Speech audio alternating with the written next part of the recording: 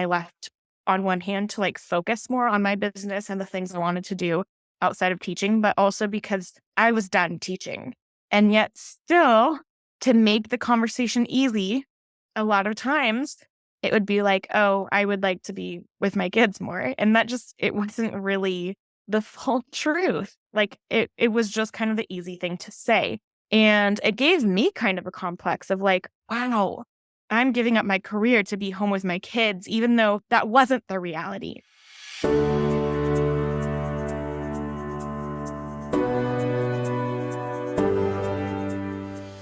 Welcome to the Worthy Mother podcast, where we discuss all things identity, self-compassion, and fulfillment within and beyond motherhood.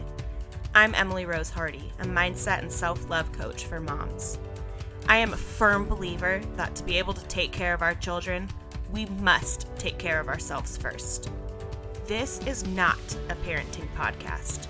No, this is a podcast where we will challenge the societal expectations of what it means to be a mom, demystify the perfect mom myth, and learn to love ourselves. You are worthy, mama. Let's do this. Hello, and welcome to another episode of the Worthy Mother podcast. I have a solo episode coming your way. It's just me today, and I am going to be spilling my thoughts on something that has been a big part of my life and kind of my thought processes over the past 1.5 years. I'm going to be talking about my experience going from being a quote working mom as somebody who worked full time outside of the home to a what can be considered by some a work from home mom, building my own business. But instead of just telling you what this is like in terms of my actual day to day, because I don't really feel like that's all too important, I want to have this conversation focusing more on the labels that we use, identity, and how we perceive our own worth.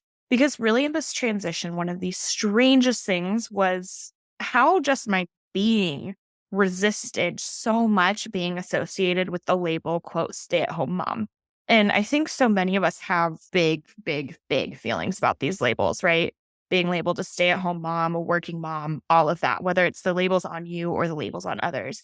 So I want to kind of unpack this some and then also kind of explain why doing work apart from raising my kids has been so important to me personally, but how the labels don't necessarily really capture that. Before we jump into this conversation, if you are not subscribed to the podcast, make sure that you do that. I know that for me, that's the only way that I can keep up with my favorite podcasts, because if I don't have a pop up as a notification that the episode's out, it probably isn't happening for me. So make sure that you're subscribed so that you don't miss an episode. So getting into this conversation, let's start by addressing the labels, the ones that we are all constantly exposed to and probably to some degree use, whether it's to describe ourselves in our current situation or others, right? So stay at home mom, work from home mom, and there's definitely more, definitely. I've got all kinds of thoughts on these labels. And I want to start by saying that these labels are not inherently bad by any means. And using these labels to describe yourself or to describe someone else honestly just simplifies a lot of things. And a lot of the time, it's going to be what's easiest. It's going to be what just makes the most sense in the conversation.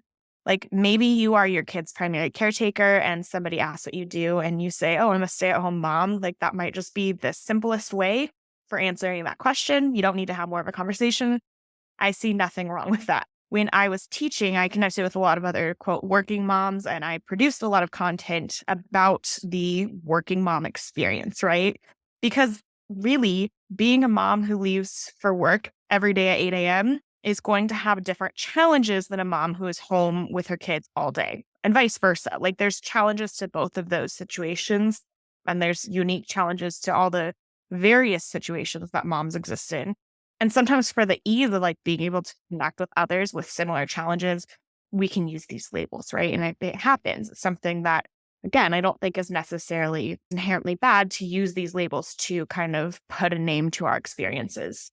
But before we get too far into this, I also want to acknowledge that there can be what we call mommy wars between working and stay-at-home moms. And really, these mommy wars are typically more of a media thing and like what's portrayed to us than actual large scale patterns of working moms and stay-at-home moms holding grudges against one another. That's not actually the reality of the situation, but we get a lot of messaging that there's some conflict, some, reality that working moms and stay-at-home moms are at odds with each other. And there's so much to get into that here, and I'm not going to have this full conversation right now, but I just want to say that I've worked out of the house. I have worked from home, both with my kids in childcare and that. And I've also had periods of time as a school teacher where I was really like kind of the stay-at-home mom. I was more focused on being at home, taking care of the kids. It's all hard. The challenges are different, and for each individual in each situation, it's different too. But I want to just make sure I'm super clear here and like lay it out as a foundation is like, I'm not placing value more or less on any of these. And I want us all to be able to do what we want. And if we're not actually able to make the decision that we want to make with, whether we're working or staying at home or working from home or whatever, that we are at least able to do whatever we have to do free of external judgment. Because we all want different things, right? Some people want to be home with their kids and being that primary caretaker. Some people want to be working outside of the home. There's so many things in between that. We all have different desires and we all have different realities, right? But going kind of back to these labels, as humans, we kind of seek to put everything in a box. It's how our brains work, and this is how our brains are supposed to work. We naturally kind of stereotype and categorize things for a good reason.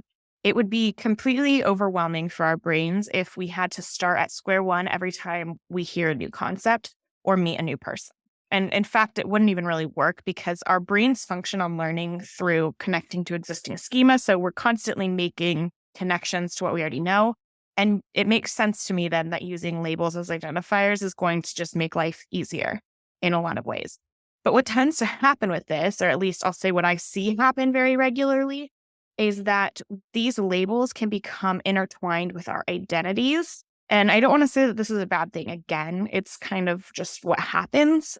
I don't think it's inherently bad to intertwine our labels with our identities, especially because with motherhood in particular, the way that we each individually exist as mothers is a huge, huge part of our lives, right? And in turn, it's likely a huge part of who we are. Like, it's a huge part of our identity.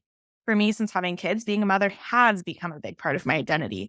Although I also say that intentionally, I have worked to ensure that my identity is multifaceted and it's not all placed in that role of mother. But again, like, it makes sense that these different parts of us can become part of our identity. But there's also a point where we can get wrapped up in a certain identity and way of being as a mother, where we then are holding ourselves to kind of strict expectations of whatever our label is. And that's kind of just under the general umbrella of holding ourselves to other expectations of motherhood more generally, right? But if you are a stay-at-home mom, there may be a different set of expectations that society's putting on you than somebody who is working out of the house, and vice versa, and everything in between. Again, like, I want to make sure it's clear that this conversation is not black and white. It's not like one or the other or anything like that. But a lot of times we talk about it in terms like that. And so a lot of the messaging we get is surrounding like working mom versus stay-at-home mom. I also just kind of want to put a little note in here too that like we don't call dads working dads or stay-at-home dads typically. Like, that's not really something, a dad who goes to work, we don't really even think about. That's just kind of considered normal in our society.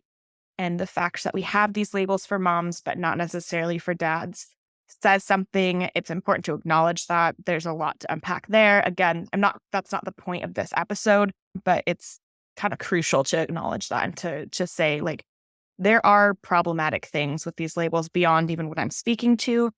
But right now I want to focus on kind of how it wraps into our identity and my own personal experience, because it's something that I think can help people understand like how they feel about their identity and how they may be making decisions from a place of not wanting to be perceived a certain way. So this episode is titled Confession: I Never Wanted to Be a Stay-at-Home Mom and Still Don't. And really that is coming from this place of when I stopped working out of the home, when I left my teaching job. There were so many reasons I left my teaching job, and really being home with my kids was not really high on the list. It was not something that influenced my decision to leave. There were a lot of reasons I left teaching. And again, I always anticipated working as a mother, working outside of the home. And so it wasn't like I realized, oh, I really want to be home with my kids. There were a lot of other factors. But when I did stop working as a teacher, it's not like I just immediately thought, oh, I'm a stay-at-home mom now. But in some ways, that label has become a part of my experience, even though I'm still working. And I work a lot, right? But it's just not a traditional job outside of the home. And so it's kind of this stay-at-home mom idea has kind of infiltrated my life in a way that I never would have even imagined for myself. And it's really made me realize how complicated my relationship with that identity piece of who I am as a mother and how my work impacts who I am as a mother. It's been really interesting to see like how different things come up for me in that way. I have had honestly quite a bit of personal conflict around this idea, which is why I wanted to do this episode in the first place. Again, it's like unpacking my own feelings about how I perceive myself and how others perceive me. And then the next layer of how I perceive other people perceiving me, really getting into that and unpacking it I think says so much about what we let these things mean about ourselves and how we kind of let these external labels kind of like dictate how we live our lives and the decisions we make. And I know for me, again, that's something that has been true. There's been internal conflict with it. Like, I don't want to be a stay at home mom. That resisting of not only me existing as somebody who's like a caretaker in the home and whatever, but like resisting being perceived by others that way. Right. So this is where I'm going to get into it. I'm going to get into my experience, and I hope there's something in here that you can take if you have been kind of struggling with like, how do I identify? And like, I feel like I don't want to fit in a box, but I also feel like sometimes when I talk about things, I talk about myself as a working mom or a stay at home mom or work from home mom, whatever. But I also struggle with that sometimes. I'm hoping that this conversation can help you kind of see that like there's reasons for why that is. And when we can become aware of those external reasons for why that is, it can kind of help ease some of the complicated inner feeling. But I know for me, that's been really true.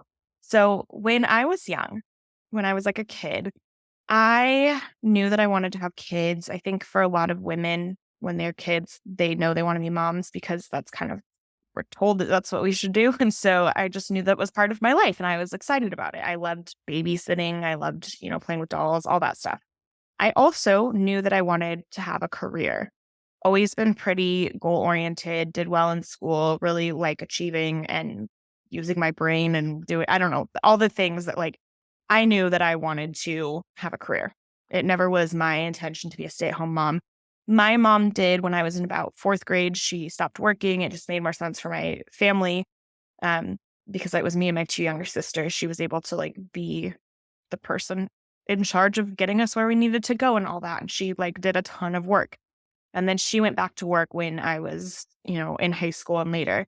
But that's just, I never wanted to be the person who was the default parent in terms of like being the primary caretaker. It's important to me for my kids to, be going to school out of the house, all kinds of things like that. So when I had my first son at 23 and I was finishing up my teaching credential and then student teaching and then got a job teaching, that was just kind of what I expected. And that juggle was complicated. There was a lot of planning that went into like, where's my kid going to go when I'm at work? Who's picking him up? Okay, my husband's at work too this day. So do grandparents pick him up? Okay, cool. We have him in daycare a couple days a week. Cool. Whatever it was, right? There was a lot of planning that went into it, but it was like, this is what I expected and this is what I want. I want to be working and I also want to have a kid, and lots of people do that, right? That's a normal thing. So there was the juggle, but I also had my role and I was comfortable with it. And, as things went on, things were easier, things were harder. Like, it's just complicated. Like, whatever you do, being a mom and figuring out the logistics of things with your partner and with your family and whoever needs to be part of that, those decisions, a lot. There's a lot to figure out, a lot to juggle. And so, it was an experience. And when I would go back to work after summer break, it was hard. There was a lot of like transition and adjustment, but it was also what I was doing and I was happy to be working. The pandemic definitely threw a wrench in all of that. It was, I think for a lot of people, they realized just how much time they were spending away. For me, at that point, I had like a 50-minute commute each way to work. And so while it had been nice, like to have time to myself and to kind of like recharge after the day on the drive home before I got home to my kid, I was spending time in a classroom with other little kids. So it was nice to have that time. But then when the pandemic happened, it was like, oh, I don't know that that's how I actually want to be spending my time. And of course, as we saw, a lot of moms took on the load of childcare, things like that. Our situation was a little different. My husband ended up not being able to work for a while because of the pandemic, and I was still teaching and honestly not doing a whole lot those first few months.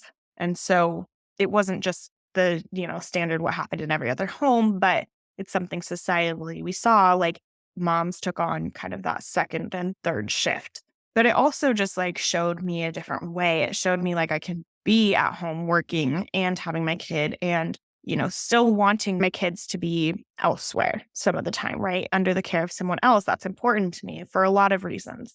And so that's just kind of like how my working journey went. And by the time that I was done teaching, like I knew I was done with it. It was not what I wanted to do. It was not serving me. I wasn't able to serve my students the way I wanted because of how it was impacting my mental health.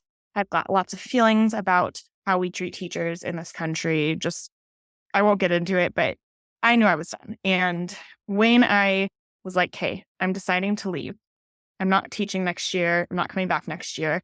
There were so many comments made to me. And honestly, I started to make these comments to other people when they would ask why I was leaving. To be clear, I wasn't leaving to stay home with my kids. They were not going to stop daycare. And that just wasn't the reality. Like, I wasn't going to be a stay at home mom. I had my business and was, going to be working more on that. And I left on one hand to like focus more on my business and the things I wanted to do outside of teaching, but also because I was done teaching. And yet, still, to make the conversation easy, a lot of times it would be like, oh, I would like to be with my kids more. And that just, it wasn't really the full truth. Like it was just kind of the easy thing to say. And it gave me kind of a complex of like, wow, I'm giving up my career to be home with my kids, even though that wasn't the reality. Was not even close to the reality. But because it was a narrative that was being put on me by other people to some extent. And really, like, I think more, I was just perceiving it was being put on me by other people. People didn't care. And then I was repeating that back and repeating this narrative. And when I left my job, it was like, wow, this is not what I want. I don't want to be home all day caring for my kids. I don't want to be the mother who is in that role of like, my job is the house and the kids. That's totally fine if that's what you do want. But like, that wasn't what I wanted. That's never what I wanted. Right. And so we did keep our kids in daycare, preschool. I, again, really value them being able to connect with their peers and to have other adults in their lives that are teaching them and, whatever it is, like, it's something I value. I really appreciate that they get to go to preschool and that we were able to like continue doing that. And when they weren't, because they weren't going full day to preschool, it was just half day, I was balancing working from home with having kids at home sometimes, trying to get all my work done while they were gone, but having more work to do than what I could while they were gone. And then also because I was home, and this is still true, because I am home, feeling so responsible for all these household duties that when I was at work, I didn't feel like were completely on my shoulders. But now it's like this kind of confusion of like, well, what am I more responsible for? Because I am home during the day. And all of that, like, it's like such a complicated thing, and trying to understand like what of this actually is like reasonable and what is more societal expectations that I'm taking on and like making mean that that's what I should do because I'm here. Right. And with that, there's been like a lot of navigating my own self-worth. Like, I put a lot of my worth in my work. I am ambitious. Doing meaningful work is important to me. Hitting goals with the work that I do is important to me. Like, that's always been important to me. I like thrived in school because that was important to me, right? Whatever that says about how I was raised or societally or whatever, like, that's just part of it. And now I'm still doing work and I'm still having all of those ambitions and stuff, but it's like kind of mixed in with this, like, am I a stay at home mom? And what does that mean? And why does that even matter to have that label? But because those labels are such a big part of our kind of being, it's really like impacted how I'm able to like navigate my self-worth. And it's just a really interesting thing that something like that can have such an impact when it's not intentionally having an impact.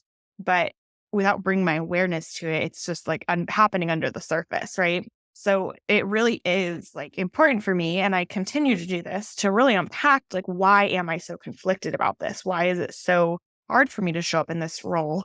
And it really, I think a lot comes from these labels and feeling like I have to fit in a box, even though I know that that's not true. I know that nobody fits into the boxes perfectly, even if they are in, like, they work out of the home or they stay home with their kids. Like, so falling somewhere in between that can make it even harder where you're like, should I try and fit into a box? I don't want to, but I feel like I'm supposed to. Again, the bringing awareness to like what's going on is a really interesting piece of that, of like, even as somebody who talks about self-worth and talks so much about like as mothers, knowing that we're worthy inherently, it's not about what we do, still having those underlying conflicts and knowing like, whoa, this is like something that I was really impacted by these labels and these ways of showing up and didn't even really realize it until I was thrown into a position where there was more going on there. So I'm not going to lie and say that this isn't something that still gets to me sometimes. The pressures and expectations are real. It's been a real journey for me over the past year and a half, getting kind of super clear on what's important to me outside of these prescriptive norms for being one or the other, the working mom or the stay-at-home mom. Like, one thing is it's super important for me to have alone time. That is true whether I'm working out of the home or in the home or not doing paid work. Like that, I need time to myself. And so really shifting my focus away from like, what am I supposed to do in this role and in this identity through this label, and more of like, what do I want to do for myself, regardless of any of the roles, any of the labels, right? Again, there's so many messages we get externally and have gotten for our whole lives that that can be hard to separate. But it's been really important for me to like, when I'm having complicated feelings, to like really back up and say, okay, take the labels out of this. What do I want for me? What's important for me and my family, regardless of all of that?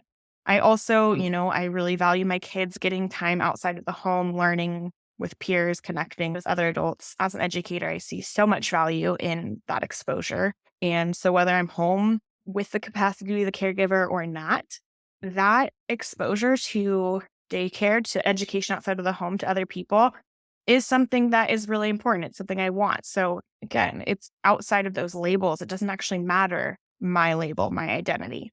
Kind of another way that I can look at this is like, it's not as important to me that I have some home cooked meal made from scratch every night, even though I'm home and like could end my work day and do that. Whether I'm working out of the home, working in the home, or stay at home mom, as my identity or my label, that never is like the most important thing to me.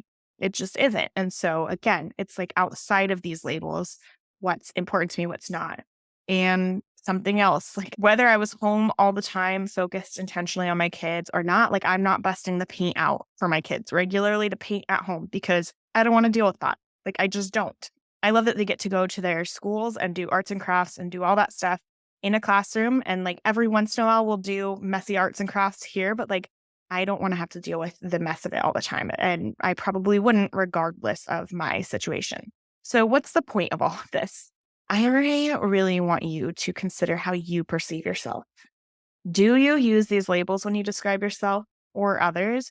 And again, I'm not saying it's bad if you do. I'm not even telling you to like stop.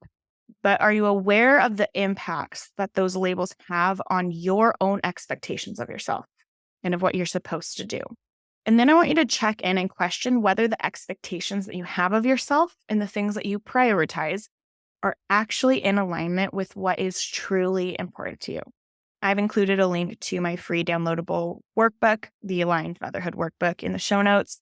This resource just gives you the space and intention to really check in with yourself, to get clear on what matters to you in motherhood and life, so that you aren't just defaulting to something that you're supposed to do based on your labels and all of that.